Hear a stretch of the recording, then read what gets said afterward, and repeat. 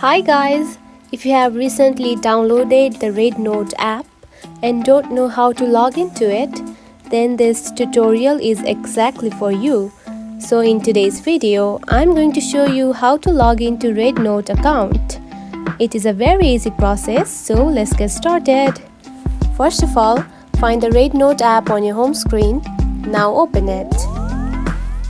After opening the app, you will see something like this on your home page.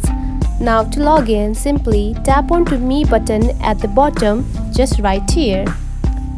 Then here you can find the option of login. Now simply tap on it.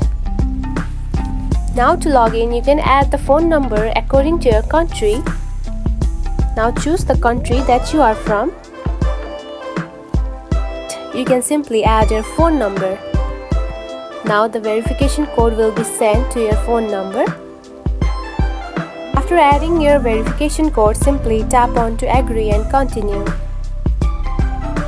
Now again wait for a few seconds.